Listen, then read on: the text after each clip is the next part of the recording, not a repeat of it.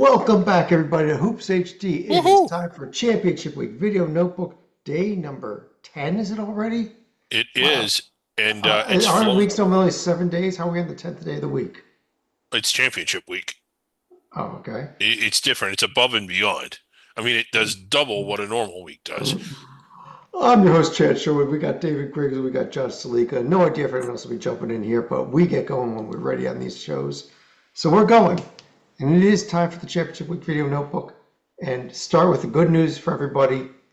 The puppet is still locked in the puppet bunker. I guess that's the 1986 puppet bunker. Let's get you back to the Got my 2020. Walkman. Got my little. Okay, That, yeah, no, no, that was 40 years ago when Championship Week started. yeah. But I still was in here kind of 2026. I was kind of impressed that he could play video games without any arms. It's skills. I don't know. Some of the videos I saw some arms. I have no idea. It looks kind of Yeah, weird. Some of the videos that we've been having out there. But yeah. Well, they're uh, fake. You and Gronk are working together to fake them. we had three championships decide today. In fact, they're going to be the last conference tournament championships, the last auto bids awarded until Saturday. So let's start with the first of them in the Southland Conference. Stalika, after two close games, including a triple overtime game yesterday, we expected a game today, and we did not get it. It was clear that one team was scared straight, and it was not Stephen freaking Austin. It was Uh, actually McNeese who got out to a very quick lead and just never let up on the gas against the Lumberjacks. Yeah, how yeah, about Javon Garcia? He had 25 points at the half. Stephen F. also had 25 points at the half. yeah. One of the more dominating and one of the better performances of McNeese all season long, not just of conference play, but all season long, I thought. And when you compound it with the fact that had played less than 24 hours ago in a 50 or what was it, a 55-minute game, that was pretty impressive. And how about them going on the road as the lower seeded team and getting the win? According to NCAA, this was a neutral court game. Yeah. Much like the games in Vegas are for UNLV and the games in Madison Square Garden are for St. John's. Well, But yeah, but they brought some fans. I mean, despite being the visiting team, they were able to get a lot of fans in there. yeah, so congrats to McNeese back in the NCAA tournament. New coach, same results. Uh, well, almost same results. They didn't win the regular season title, but they won the one Right. title. And they also Uh, won a replica of the NBA Cup as well. there you go. Griggs, it was Patriot League championship game as well. Really was kind of a not that close a game here either, as Lehigh kind of Yeah. won wire to wire. Yeah, they kind of led wire to lyre and they kept them at arm's length. They never really blew it off to open. Boston U was never entirely out of the game, but they were never really in it either. At no point did it feel like Lehigh was not in complete control. Yep.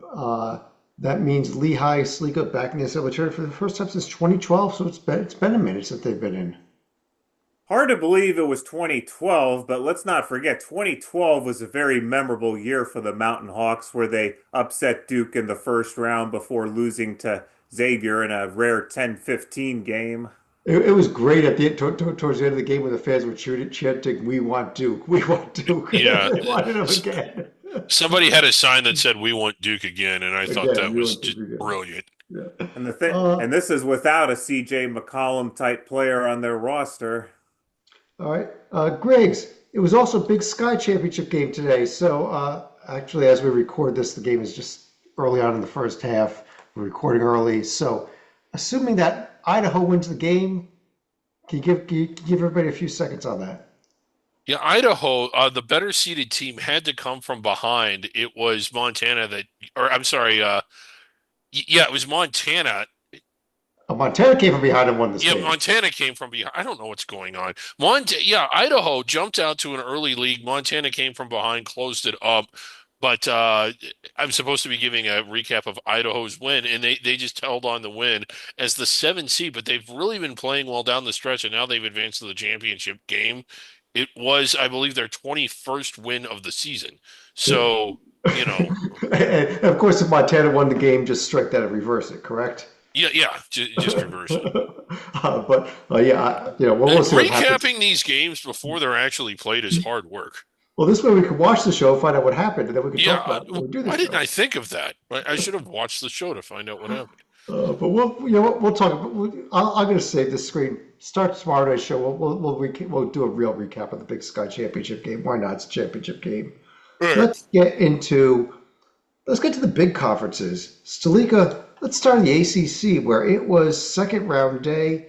The bottom two games were the first two games of the day. NC State pulled away the second half over Pitt, and Louisville got a real close game out of SMU. I thought SMU had the game for a while there. I did too. NC State started the game like they were enjoying the breakfast bar at the hotel a little bit too much. Pitt actually ended up getting out to an 8-point lead before NC State eventually took control in the first half and were able to withstand a couple late charges by the Panthers, but they win somewhat comfortably. And SMU, on the other hand, they did lead for a bunch of the game, but they ended up losing their lead later on, and Ryan Conwell just hit a dagger three to really give Louisville the edge in this one, and that was not a loss that SMU could really afford. SMU is going to be sweating on Selection Sunday. I think they probably still sneak in, but I'm talking first four sneaking in here at this I point. don't know. They've got a weak case. But then again, most of the teams they're competing against also have weak Well, I'll cases. tell you what, was an awfully weak case is Cal. I think they're done with that loss to Florida State, which Yes, I agree. uh, it was not as close as that final score, even, I don't think. And Clemson, not much trouble. Wake made a little run late, but really not much trouble there. But Griggs, Yeah. tomorrow, Duke, Florida State. Hey, Florida State wins this. They are suddenly in the bubble talk, are they not? I think they are. It took them a while to get going. They're playing like an NCAA tournament team. They don't have an NCAA tournament caliber profile, but if they win tomorrow, it's going to do a lot for their profile. And you got to wonder how serious or how passive is Duke going to be coming into this because they pretty much got a number one seed locked up. It's yeah. Florida State. Duke's been blowing everyone out, but Florida State has a chance. Yeah. But I It's think it's worth watching. one of the other wild cards is both Duke and North Carolina are going to be juggling and injuries. And would it be out of the realm of possibility to see your supposed powers in Florida State and Clemson potentially pulling off double upsets? Yeah, there we go. And we got the other two games, actually the afternoon games, Virginia, NC State, Miami, Louisville. Um, I think NC State did. If anybody thought NC State was not in, I think they took care of that today, Stalika. But any thoughts on these two games, Virginia, NC State, Miami, Louisville?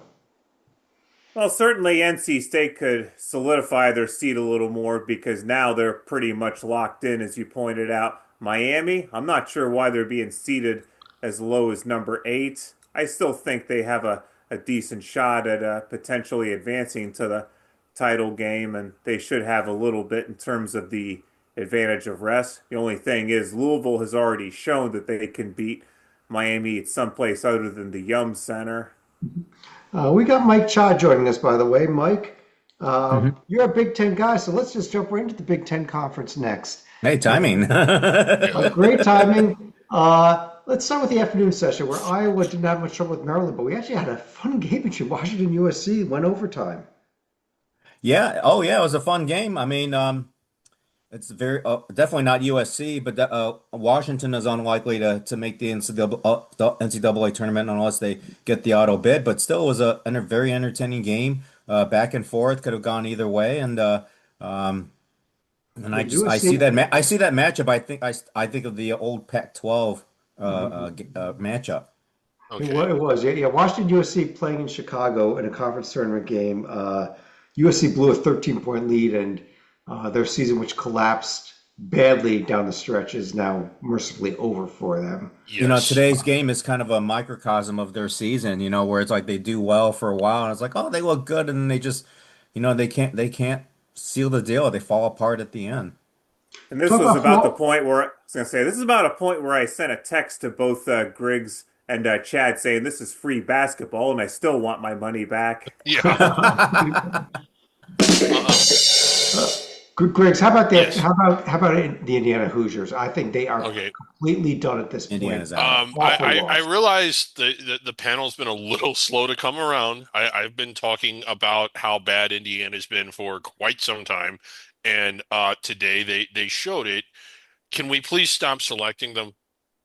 I think they're done being selected. Yeah, My Rutgers Scarlet Knights, though, held on to beat Minnesota. Great game by Tariq Yeah. Francis. So hey, yeah, a pretty good Minnesota team. So Rutgers, I like their chances to win it all slightly more than Indiana's. Um, God, yeah, Indiana just they're just not a good team. And I know how excited we all were, and I was too, when they beat Marquette. We've learned a little bit about Marquette since then, and maybe we overvalued them at the time. we've got 4 games coming up tomorrow. Slika, I see 2 blowouts in Wisconsin and Purdue taking care of Washington and Northwestern. I see a real good game between Ohio State and Iowa. And I have a feeling Rutgers can at least give UCLA a game for maybe 30 minutes. I feel like Purdue and Wisconsin should both blow them away, but maybe they'll have some first game jitters in the process. You look at the Buckeyes, they should be a lot more relaxed than they were a couple weeks ago, and I think UCLA may be the team that unfortunately ends up blowing Rutgers to the sky. Yeah, I might be in for my You get the Scarlet Knights, but transcontinental matchup here. yeah, but this Ohio State Iowa game though, I think Ohio State's safe regardless of what happens. I think they're in the field, but I think we could be in for a good game. Uh, Mike, the winner gets your I'm Michigan interested in the State Ohio Tigers. State Iowa game for sure because the winner gets to play Michigan on Friday. And the only reason I want to see Ohio State win is because we love Michigan Ohio State. It's one of those great rivalries. Yeah. But, Even at Value City Arena this year wasn't really much of a contest. let's jump over to another. Let's stick with the big conference. Let's go to the Big 12, where Griggs, Oh, we started the day with a UCF. Well, I got to Salika because he's our Cincinnati guy. UCF Cincinnati. oh my God. How about that game? Cincinnati at least got off to a much better start than they did against Utah, but my goodness, did they piss away an 8 point lead in almost a heartbeat with about 2 minutes to go, where it was a 10-second violation at one point and then Hmm. a very bad pass trying to avoid another 10-second call. And both teams basically looked a little bit tired at the end of regulation, but Cincinnati still had that shell shock that carried over to overtime. And UCF, if they had lost this game, I think the Knights would have been in real trouble. But as it Right. is now, they can breathe a lot easier, and now they can play with house money against Arizona. I do want to give a shout out to Cincinnati. They had a really rough season, and they were clearly playing better down the stretch. And you got to admire them that at the end of the regulation, they weren't rushed or alarmed by the fact that the clock was running completely out. uh, No bid thief here in this Yeah. in the Big 12 here. I think they Yeah. were afraid that the LED court was going to swallow them whole at the end of regulation. I don't know what I've just never seen. I remember thinking, "Oh my God, they waited too long to get into this, and they're still not into this." And I'm like, "They're not even going to shoot," and they didn't. The And the only funny thing that, thing is, yeah, Wes Miller also called timeout when it was pretty late, and I at think least they had initially, one. That would have been the only thing that would have made that more disastrous. all right, we're gonna move on. We got a lot to get to here. Yeah. We're not doing a whole show on Cincinnati basketball, thankfully. thank you. Uh, Iowa State and BYU both won fairly comfortably going away. TCU Oklahoma State was a real close game. Oklahoma State was up most of this game, but the Yeah, they last were. 5 minutes were all TCU. And to the extent anybody thought Oklahoma State might still be on the bubble, I think that question is Pop. long gone. Yeah. Who thought they were on the bubble still? The survival board did for some They might reason. have been on the outer edge, John. The Yeah. outer edge of the bubble. I think a run to the finals would have made them discuss a team to discuss. I'll put it that way. But that didn't happen. Didn't But happen. Mike, we got Arizona, UCF, Look Texas at Tech, tomorrow. Iowa State, Houston, BYU, Kansas, TCU. I think we got a great game, great day tomorrow in the Big Oh 12. yeah, like I said, no bid these. I mean, all 8 teams are going to make the field, and yeah, these are all 4 matchups are terrific. That's going to be a really exciting day and night in the Big 12. Yeah, and uh, We haven't even I've got to started give our committee meetings, and we're Yeah. already assured of no bid thief in this conference. That's a Right. rarity. if we vote UCF in, once we get UCF and TCU in, they may not be in on first ballots, but we'll see. No. But yeah, this conference is It's got 5 protected seeds in the quarterfinals. yeah, Not it's to Yeah, mention, if yeah. they win that game, they're definitely getting voted in. But I think we're going to see. I think the big advantage for tomorrow is the teams that have not played yet. They're going to be a little more rested. But did Iowa State or BYU really even play yet? I mean, Yeah. BYU's cruised through a couple of games. Um, let's jump over to the where we go next. How about the Big East, where I guess they started Griggs with Providence over Butler, which was a game that kind of went back and forth a Yeah, little bit there. it was an entertaining day in the Big East. I don't know how meaningful of a day it was because I don't think anybody's going beyond the quarterfinals, but it was 3 entertaining games. DePaul, I was kind of pulling for them. I just wanted to see them win a Big East game and get to a Big East quarterfinal or a Big East tournament game. But Georgetown, as the last place team, knocked them off. And we've got Nova Georgetown, a rematch of the 1985 championship game. Yeah. Uh, yeah. I mean, Stalika, this one is just as big as that one, I think. Your Xavier team somehow held on against Marquette, and all three lower seeds won for the first time ever in the Big East tournament. The most dangerous thing Xavier did tonight was get up double digits against Marquette. It just made them angry both times they did it in the first and second half. And Marquette, at least at that point, started playing with a bit of urgency. I mean, they were hitting, I think, at about a 70% clip inside the 2 point line, but they were just throwing up bricks left and right from three. And Xavier was finally able to get enough defensive stops that they were able to win a close game instead of pissing one away for a change. Yeah, so as entertaining as today was, uh, is it even remotely entertaining tomorrow? That was my question. Is there a chance that we see any upsets? And I'm including the 4 or 5 games. I think Seton Hall is better than Creighton Yeah, by a nice little gap there. Do we see any upsets at all tomorrow? no. I Not just no, but hell no. As strange as it sounds, I think Villanova might be right because Georgetown they've been in a lot of close games, and much like Xavier has found a way to lose close game after close game. From what I heard on the broadcast tonight, this was the first win by Georgetown with fans in the stands in the Big East Conference tournament since 2015. Yeah, I'll agree here. I think I'll put it this way. I think there will be a close game here in we've all one of the top three seeds, but I think Griggs is right. All of them will advance. I don't know if it's going to be UConn. Xavier gives UConn a game because UConn's been kind No, of no, playing down to no. their There have been two competition, blowouts between those two teams. or maybe Providence stays tight with St. John's. I don't know. Providence did beat St. John's in the They regular did, season. yeah. And they literally Plus, went down swinging in their second Yeah. game. the SEC today. Ooh, We boy. saw the higher seeds win 3 of the games, although Kentucky got tested by LSU. Auburn was down early to Mississippi State, but Yeah, they came were down early. storming back. Same with Oklahoma, South Carolina. But the big story was probably Texas. Suddenly, Oh I think boy. all they need to do was win this game, and they're probably in the field. And now they're going to be sweating out Selection Sunday. Sweating, I think they've done enough, but yes, they will be sweating. And this was just not advisable to lose to. Oh, I mean, that is a horrible loss. It I is. think one of the ironies about tonight is Auburn was also sweating profusely for the first half, at least until they finally kicked into cruise control in the second half. And the way the bubble has gone this year, Auburn might still crack the field, even though they'd only be one game above 500 overall.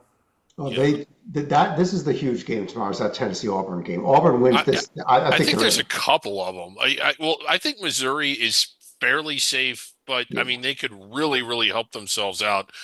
These are some, we're not even down to the quarterfinals, and we have Missouri, Kentucky, Tennessee, Auburn. I mean, those are huge storyline games. And Georgia, while they're safe, they better not blow it the way Texas did. I think Georgia's safe even if they blow this game. Oklahoma, there's still some people that think that they have a shot to get into the bubble picture with a few wins here. And Texas A&M is, I think, the most vulnerable of the 4 teams that did not play today. I, Uh, I, I agree with that. I Agreed. still think Buckyball gets it done. But you're right, they're vulnerable. I would also remind you, Ole Miss did win at Georgia back in January, so it's not out of the realm of possibility the Rebels pull off another upset. Yeah. Let's run through a few more. Oh, let's go to the Mountain West next, actually, Mike. The Mountain West Day, as we record this, Boise State, San Jose State still going on, but we had a real good game between UNLV and Wyoming and another decent one between Colorado State and Fresno State. Yeah, yeah. Let's see. Well, no, forget with the yeah, two of those three matchups were outstanding. Colorado, Fresno State, and UNLV on their home court against Wyoming. Um, they don't, even though those games do not move the arrow in terms of tournament projections, it was very exciting to watch. Yeah, what was not exciting was Air Force, who scored 10 points in the first half and was pathetically bad It, today. Four it was, baskets or something like that. Four I think baskets it in the. was 27-4 with 5 minutes to go in the half or Oh, something. Lordy. but I think we got to give a shout out here to UNLV. This was a stat. It has been 10 years since UNLV has won a Mountain West Conference tournament game against a team not named Air Force. That was an amazing stat to me. 10 years, other than beating Air Force, it's Wow. the only team they've beaten in the Mountain West tournament for the last 10 years. They had a decent sized lead that they blew, but Kamani Hamilton helped them secure the win there at the end. And Josh Pasta, if you saw his post game interviews, he was going nuts. It was like he'd won the national championship. So it was I fun. don't know. I was kind of impressed by Air Force because I thought they were a very long shot for the Centenary. But when you only score 6 points in the first, 16 minutes of the half, you're making a late push for that award. I was impressed. And Yes. uh, we got to Good talk about time. this other game. Tim, another great year, like a Decagon. Now you're going to No, start. no, It's late. We're not going to give you a chance on but that. but I was going to say that they're in the DESA finals for the national championship. They're 10 rounds away. Stalika, do you see any upsets tomorrow in terms of the seeds? Could Vegas win, Nevada win, Colorado State win, or tonight's winner knock off New Mexico? I think I was on the Colorado State bandwagon, but they were 8 points behind for late in the first half against Fresno State before they finally got scared straight. I still think San Diego State had and New Mexico had both been stumbling down the stretch, so they're both going to be equally vulnerable to seed upsets in this tournament. I love the idea of Grand Canyon potentially stealing this bid, but I also think Nevada is a team that has shown Yeah. some life at times this season. I think that could be a great 4-5 game at 5:30 tomorrow. I really like all of these, assuming I really like all these games, assuming Boise State, they're down by one at the half, but I still think that they'll come back. But these are four really compelling quarterfinal games. Colorado State's had ups and downs, and they've gone through I mean they've looked really good at times too, and I think they had a good finish to the season. Let's run through some of the other leagues that were next day. The SWAC. Yes. Whoa, did we see an upset here? We almost saw two. Jackson State was up on Fat Move a lot of the game, but Yeah. Bethune-Cookman, the one seed, goes down in the Wow. quarterfinals to Prairie View. Major upset. 30 points for Dante Harris. Yeah. Gave us close all the way, but the Panthers moving on. Yeah, Bethune-Cookman, I think we had made the point as we were following the SWAC all year on Under the Radar that there's no way to gauge this that I know of. I think they trailed for more of the season than they were ahead. It's just that they ended up somehow always getting the lead late and holding on the win, and they couldn't do that today. Bethune-Cookman, they had a great season, but didn't. It's a surprise, Chad, but it isn't that big of a surprise, is it? Considering how many close games Cookman had played all year. I really, I wanted them to win this I tournament, did too. I but really did. I didn't think it would I happen. was so pulling for them. Uh, we've got a couple games tomorrow now. Salika, Texas Southern, Alabama A&M, Southern Pine Bluff. Do you see either one of the seeding upsets here? I've picked Pine Bluff as my pick not only to get an upset in the first round, but actually to win the whole thing, even though Southern probably has the second best metrics in the SWAC behind Prairie View. And Prairie View, let's not forget, they were a bit lucky themselves just to get by Alcorn State in the game back on Tuesday because they were down, I think, 7 or 8 points at the half in that one and had to come back, but they still had plenty of legs to get by Bethune-Cookman today. Yep. All right, let's jump over to Conference USA, which also saw a major upset. By the way, Bennett joining us. Wow. Bennett, great to Yeah. have you back on again.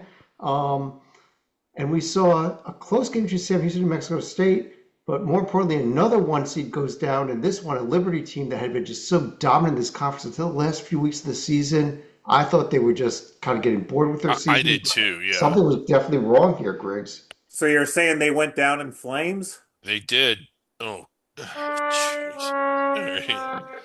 Yeah, I Liberty did know. not lose a game until they had clinched outright first place, and then I don't know what it was down the stretch, but from that point on they lost more than they won. I think they lost three in a row and four out of five, and then they ended it with a loss today. And I just don't know what happened. I mean, I've never seen a team that was sailing so smoothly sink like that. They're going to be on the way to the NIT at least. There's something there. Um, let me bring you in here. We've got tomorrow. We've got a couple of games. Louisiana Tech, Middle Tennessee, Western Kentucky, Kennesaw State. Any thoughts at all on those games? I kind of like Western Kentucky, I do but too. I don't have very strong conviction about this league. Just because I don't know. I haven't really had strong feelings about it all season. I like Western Kentucky. I think Sam Houston. Well, I thought it was going to be Sam Houston Liberty. So now I think now it. I guess I don't know. Out of that Louisiana Tech Middle Tennessee game, somebody's got to come out of that top part of the bracket, but I don't really have enough knowledge on that matchup. I like this Western Kentucky Kennesaw State game. I think that there was quite a bit of parity in this league outside of Liberty, and then we even started to see some down the stretch. You get the sense that even though Kennesaw is the sixth seed, they have a really good chance tomorrow, and then that they could have a really good chance against Sam Houston. I picked Western Kentucky to win the tournament. You made the observation that I seemingly always do that, but that's a really good game tomorrow night. Okay. We've got those games going tomorrow night. Let's take a look over the American, where it was first round day. Memphis's pathetic season is thankfully over. Yes. Rowan Brumbaugh with 35 points for Tulane as they take care of them pretty easily. FAU Temple was a close game down the stretch, but FAU found a way. Um, I think Chad's also missing the best part because I think this may be the first time a conference tournament has ever started with a technical foul because Memphis did not submit their lineup card timely with the scores table. So Yeah. just as the game started, Tulane was up 1-0 because of that snafu. Mike, tomorrow we got Charlotte, Tulane, North Texas, FAU. Any thoughts on these two games? Uh, I'll pick Charlotte over Tulane. Yeah, I see the I bet prop you, here. you're on the Thumbs Charlotte up from bandwagon Ivana. too here, right? Yeah. Well, pardon me? Yeah, yeah. Okay. Tulane has lost three straight now. Their offense has just been slumping. I think they're kind Well, of yeah. Well, they won gassed. the day, but yeah, but prior to that they had, yeah. Yeah, prior to that, I think their offense has been struggling. I don't know if they have the Liberty syndrome or what, but I think Charlotte's got the rest advantage, um, and I Tulane think that didn't really sweat too much today either, so I'll go. that's Yeah. true. That is true. That is true. So I kind of like Charlotte here. Okay, I think it'll be a good one at least. We also had actually in the A10 today. It was opening round My day. favorite league. Not my Uh, favorite day, but my favorite league. Griggs, the Bonnies took care of LaSalle and Loyola mild upset over Richmond. Well, Richmond was my preseason dark horse again, and they were my sleeper. And to be fair, they were asleep for much of the year. Well, Not let's just skip ahead then. Yeah, we're skipping ahead. Like there isn't really much to go over. Okay, Georgetown tomorrow's St. four games. Yeah, Georgetown St. Bonaventure might be a little bit interesting, or I'm sorry, George Mason St. Bonaventure might be a little interesting, but I think Mason cruises there. George Washington, another team that I thought had a high ceiling that sort of underperformed a lot. Whereas Fordham, this is weird to say about a team that only finished eighth. I thought they overachieved. So that's a fascinating storyline going into that one. And with St. Louis just peeing down their leg late in the year, does the winner of that game have a shot or reason to hope in the quarterfinals? I'll tell you a couple things here. Number one, we got the whole think that Schmidt, this is maybe his last game at the Bonaventure, so maybe they win one more game there against Mason. I'll throw a little fact out here too for the Duquesne, Rhode Island game. There's two teams that VCU has never beaten in the Atlantic 10 tournament in all the years they've played the tournament. They've lost every time they've played them, and those are Duquesne and Rhode Island. So VCU has got the wrong draw for themselves here historically. So we'll see what happens. I think Davidson could show up at halftime and beat Loyola Chicago. So Yeah, and let's George jump- Washington's been playing better defense too. So yeah, I think that they can, even though I think Fordham beat them at home they did. earlier in the season, if I remember correctly. But they've been playing better defense. So I think that Fordham might have some trouble scoring in this against George Washington this time around. So we'll see. Let's jump over to the MEAC. We had one game today, but yet It was another a upset. fun one. Yeah, Oh, wow. Yeah, Delaware State with the surprising overtime upset. They actually led most of this game. Morgan State came back, forced the OT, but Delaware State found a way. And the Hornets, who finished dead last in the conference regular season, onto the semifinals. yeah. Uh, We got two more quarterfinal games to get to tomorrow.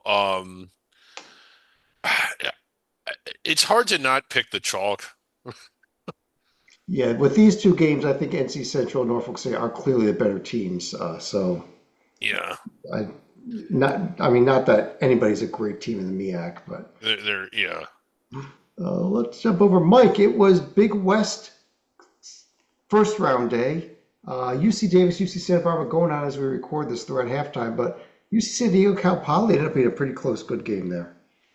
Yeah. What a difference a year makes. Last year UC San Diego was very dominant in this conference and gave Michigan all they could handle in the round of 64 last year. But here they're a little bit down this year, but they still find a way to beat Cal Poly, and they move on to face Northridge.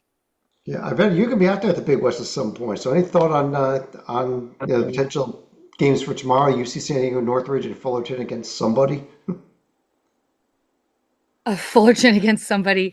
I don't. I think I think I lean Northridge here, and then this one here. I don't know how that game's going. I got UC something. Davis up 3 at the half over Santa Barbara. As we Okay, record because this. I had UC Davis today, so I think it's going to be an interesting Big West. And then Hawaii should be interesting to see how Hawaii performs on the mainland. But yeah, I think I lean Northridge tomorrow. Yeah, I'm with you on that one. Absolutely. One more conference that was in action today. It was opening round day in the WAC. Chad, don't go to me. I'm not even going to pretend I did not watch it. A Texas team won. Yeah, Abilene Christian beat Tarleton. Actually, Abilene Christian was probably up the same 6-point margin the entire game. Tarleton just never could put a run together. ACU advances. They get Utah Tech tomorrow. The other game will be Arlington against Southern Utah. Salika, let me go to you. Any thoughts on these two games tomorrow? I'm going to say a little bit of a rotten luck for Tarleton tonight because they did hit a shot from half court. Unfortunately, it was after the clock hit 0-0, so it got waved off and actually That was at halftime, not Yeah. the end. and changed the complexion of the game a little bit. But if we're talking about tomorrow, I think Utah Tech is, I know Chad's been writing them as a possible dark horse. I don't see him having any difficulty with the ACU. And will Southern Utah give the Beehive yet another potential team into the semifinals? Absolutely. That was it for today's action. As far as tomorrow goes, there's one other conference that's going to be in action tomorrow. It's the first time we've seen it, and it's in a very important conference tournament. It is quarterfinal day in the MAC at beginning at Oh, 11 my God. a.m. We have a game that if the upset happens, it's going to be all over everything here. The undefeated Miami, Ohio Redhawks taking on UMass at 11 a.m. This is not the last place UMass team. There were 5 teams that didn't even make the tournament. So, it could be Possible. Well, one Let's of the not things. make let's not make any mistakes here. UMass backed their way in because several teams like Ball State and the directional Michigans, they had their chance to get in, but just failed to come up with wins during their final game to even make the field. UMass, when you look at everybody in this league, Toledo, Bowling Green, even Ohio U, I think we expected more out of them. Ohio U finished sixth, but they're still potentially dangerous. Kent State, Akron, of course, Buffalo, remember the start they got off to. Uh, every game, every single one of them, including the 1-8 game, is compelling. Yeah, look at it. Mike, what do you think? Do you think we're going to see any seeding upsets? The UMass, Bowling Green, Buffalo, or Ohio pulling off the wins? Um, Maybe Bowling Green over Toledo. That's kind of a um that's a flip of the coin. But let's see. Maybe Ohio over Kent State, but That's the one I'm going with. I yeah. think Ohio will beat Kent State. Same. Yep. Yeah. All right. Well, everyone Which would was. deny us a semifinal wagon wheel game. Yeah, But we'd love to see Akron and Kent State play again in the tournament, yeah, but the game that we're heading for and where everyone hopes we get would be a final of Akron versus Miami. yeah. So let me run through each of you real quick here. Who's going to win this event? I'm going to take, believe it or not, I'm going to take Miami to win it over Akron in the championship game. No, This that's a is what solid this pick. is what Mhm. Miami has been playing for all season, is revenge for what happened in last year's championship game. So I think they win it, despite the fact that everyone says Akron's a better team, despite It, Miami never losing. is everyone saying that? Well, okay, I'm saying that, but to the So thing about the me, metrics are saying it too, Griggs. The metrics yeah, all say the Akron better. difference between me and everyone else is on Twitter. I've been saying that since November. So, Mhm. and I'm not backing off with it. Akron is really good. Had Akron not lost to Troy, I would have been arguing, probably unsuccessfully, that they belong in the field without the auto bid. They battled Miami at Miami, and they only lost by 3, and it's the only game they lost. When you look at all common opponents, Akron beat all the same opponents Miami did. I do think they're good. And I also realize that I may be setting them up for failure because every time I talk them up, they seem to have lost a game they should have won. Akron was my preseason pick to win it. So Real quick here, John, who do you think wins? I think Miami ends up beating Akron in the title game, but I could also see Toledo giving the Red Hawks a bit of a scare on Friday night. Hmm. Iveta? I'm gonna go with Akron. I'm gonna go contrarian here. Yeah, I feel like they have a chip on their shoulder a little bit. They're a little, a little jaded here in the MAC because Miami, Ohio is the darling.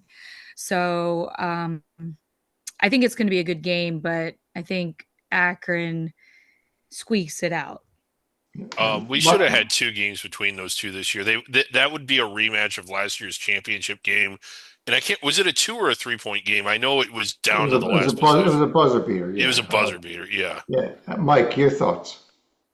I'm gonna go with what the heck? I'm gonna go with Akron. I think Okay. yeah. But if you're the bubble teams, all the bubble teams are gonna be rooting hard for Miami to win this tournament because this Yeah. is I mean, definitely Big Thief potential. we'll discuss it should Miami slip up in either the quarters or the semis, but I think that they're in no matter what, even if they lose. Oh Oh, yeah, I I do agree. too. I agree.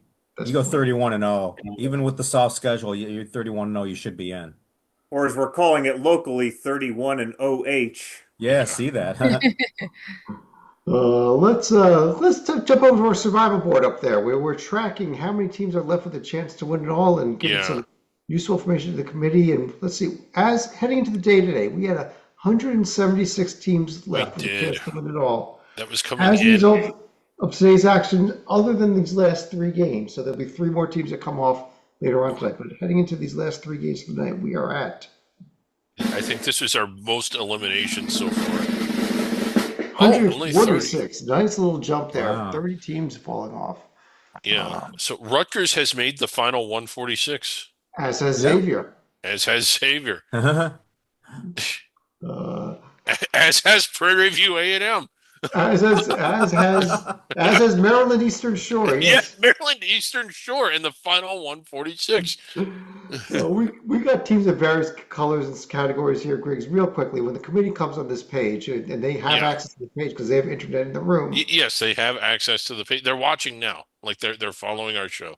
So if a So committee member came on this page and was trying to figure out whether or not Tennessee belongs in the NCAA tournament, what would this tell them? that they do. That they would select them. Tennessee's in blue, so they would take them. What if a committee member saw Ole Miss beat Texas today and say, "Oh, I think Ole Miss belongs in, even if they lose tomorrow"? And this always happens because if that's the only time you've seen Ole Miss, you're going to think that they're way better than what they actually are. That's why we provide this service. Now they know not to select Ole Miss unless they win the auto bid. What if they come in thinking about Auburn, where they are Oof. right now? They got the win today. Yeah.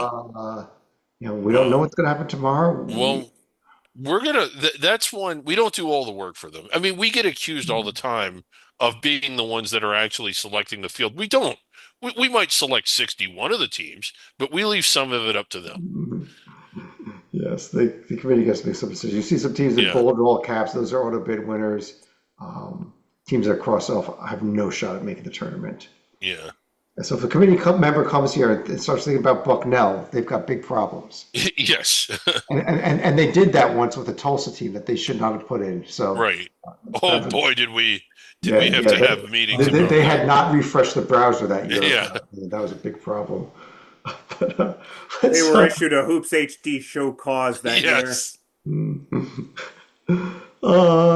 we've been talking about all the money I wasted on Griggs AI this year. Oh, this is just a great service, though. I mean, it's just an AI I'm engine. about $900 into this thing now with all the questions we've been asking. But I came with another question. We had to buy another AI engine, not search engine, another AI Yeah. engine. Is this Today, another basketball related question? Yeah. Do you think they should ever put the Final Four back in an arena instead of always playing it in a football stadium? I mean, for years now they've been in Oh, football yeah. stadiums only. And there were some classic moments prior to the football stadium area. But they're marketing them here: Madison Square Garden, Freedom Hall, Market Square Arena back in the Yeah. 70s and 80s. Yeah. And they're great reasons too. Better sight lines, more authentic. But it says it probably won't happen. Yeah. Okay. Yeah.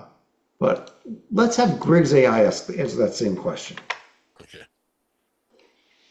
Do you think they should ever put the Final Four back in an arena instead of always playing it in a football stadium? Yeah.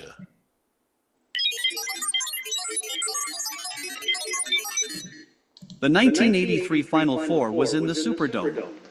Prior to that, they used to play the Final Four mostly in arenas, but they also had fewer than 4 teams in the Final Four, not true. so you didn't need as many people. In 1982, the year before that, there was only one team in the Final Four, so a football stadium wasn't necessary. Griggs, one team in the Final Four. Well, we're gonna have to look at some of the programming glitches that might be going into this. I want my money back. Oh, that'll be another $5 for the question. Let's go to final thoughts, Mike. Yeah, now we're really hitting the meat of the major conference tournaments, and we have a lot of the bubble teams really just fell on their faces. I mean, I think of Texas. Texas had been in, as a 10 seed or so, but they're going to be really sweating. And the thing is, you would think the bubble teams, it's like if you have to win to ensure that you get in, you would think that you play a lot better and not fall flat. But yeah, this is great. I mean, and then I think this is the last of the video sessions, right? Because after this, it's just there's no video, it's just audio. No, Is no, that but right, Chad? we'll be doing another video notebook every night the rest Yeah. of the week. Oh, All okay. all the way until Okay, so never mind. Yeah. And then now with this, now we're hitting the meat of the major conference tournament, and it's just getting more exciting. yeah. I'm really pumped up for it. Yeah, about that, just a quick announcement. We will, as part of the notebooks, we're starting our mock selection process. We've actually started it already, but we'll be updating the results each night on the notebook. So, Yes, we do run a mock committee here. We run that before our notebook sessions, so we'll update you and then we'll come still at you every night with a notebook all the way through Saturday night. Yeah. I've heard any final thoughts. I know you missed some of the power conferences at the beginning of the show too. If you have any thoughts on them. I agree with Michael. I think the bubble teams are not good. They're not. Um, I they it's just I mean it was just unwatchable in some cases. And then my last final thought is, Dr. Bradley was not Oh, wearing a boot and was walking without a limp. And I do not know what's going on and why he didn't play, or maybe they were just trying to save him for the later rounds. But that's what happens. That's what happens. I don't know if he has any eligibility left or not, but I have a feeling that if he does, he's not going to be on Bethune next season, and that might be, unfortunately, a part of it as well. So Yeah. it's kind of the reality of what the modern game has turned into here. Stalika. I know we had one game that was played on the court in the WAC tournament today, but we're still getting more news off the court, especially with Utah Valley, who felt compelled to release their own statement in regards to the goings on with the conference, where even they had said up until this point, Utah Valley has refrained from publicly commenting on its current dispute with the WAC and instead presented its case in court. Now, another thing I noticed during their statement is they said Utah Valley and the WAC are involved in litigation over their impending exit from the WAC as of July 1, 2026. And here's the new one. The WAC's failure to pay Utah Valley approximately $2.3 million, which amount includes NCAA distributions Utah Valley student athletes have earned. These funds are vital to support and administer athletics at the university, where, if this is true, this would be in addition to the $1 million that Utah Valley already put in escrow just so they could get this restraining order in place so they could actually be allowed to participate in the conference tournament. Oh yeah, that was part of it from the beginning, Stalika. What was the fact that the WAC, in addition to $1 million, withheld $2.3 million because Utah Valley left too early, even though there wasn't supposed to be any penalty at all, and then they changed the rules of them. So I think the WAC is going to go down in flames with this lawsuit. well, I have a feeling it might not be around next year. Yeah, the WAC may not exist anymore, but there's a lot of money that's going to be distributed to the last few schools there that could be seriously impacted by this if they have to pay out to Utah Valley. Greg, Sean, fish off The the kind show. of stuff you wish was on court TV. Yeah. The LED floor, I'm not a fan. It's neat, but it's just not conducive or practical to basketball. It was a major expense that made the game worse. It's just like how football should be played on natural grass. Basketball, let's just keep playing it on wood. It doesn't even look good on television because they have to keep it dark because it's a screen and they're essentially playing on a light. And to get it bright enough to where it would look like a court would be too distracting for the players. So you have this dark, ugly looking thing on TV that's apparently giving people seizures. Griggs, have you ever seen Eastern Michigan play football? Their field does not look much different than that beauty that is the LED court. Yeah, the But LED it is court not. looked It's not LED, Stalika. I agree with Griggs. I'd rather see a Bakersfield game than see this LED court ever again. right. But on that In the note, quarters of tomorrow on the LED court, which is apparently also very slippery on top of everything else. On that note, I do want to thank everybody for joining us. We'll be back again, as we mentioned, tomorrow night with another video notebook at some late hour. But on behalf of John Stalika, Mike Cha, Aveda Abramian, David Griggs, I'm Chad Sherwood. Thanks for joining us. Talk to you again real soon.